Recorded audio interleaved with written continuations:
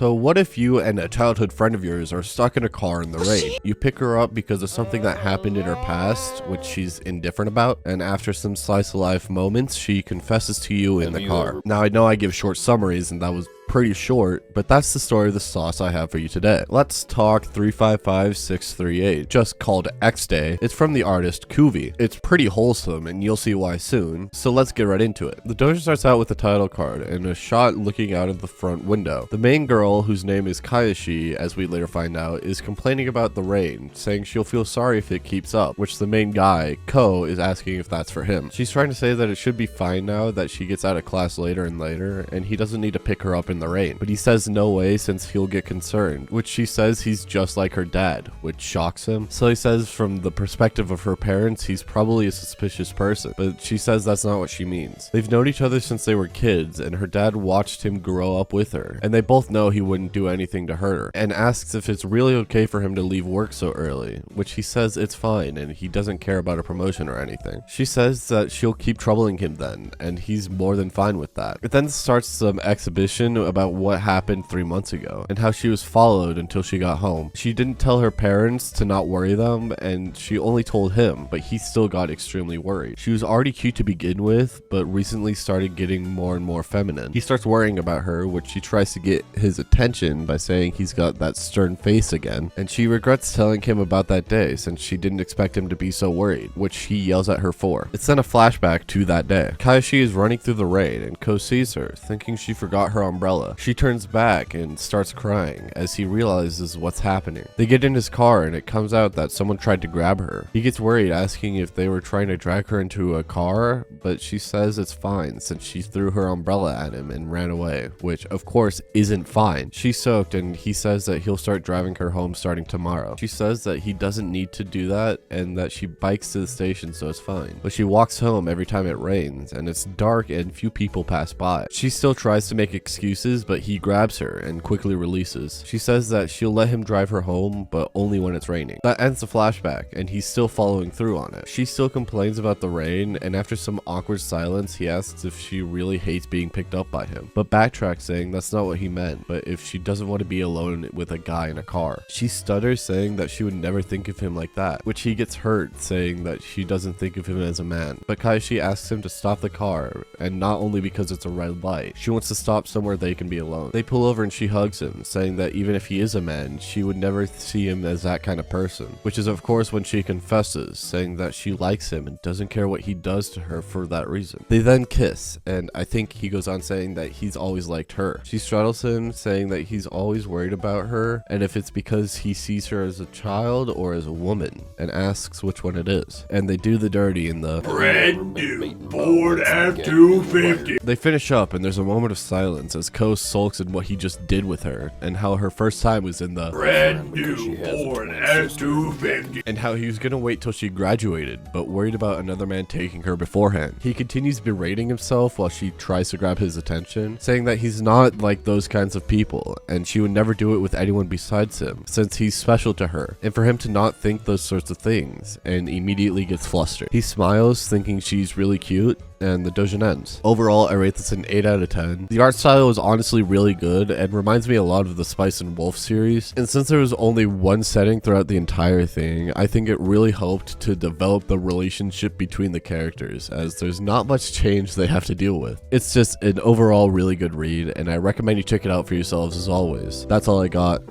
I'll see you in the next one. Attack on Titan, Tokyo Ghoul. These hentai babes make me drool. Hatsune Miku is great. She makes me masturbate. Fairy tale.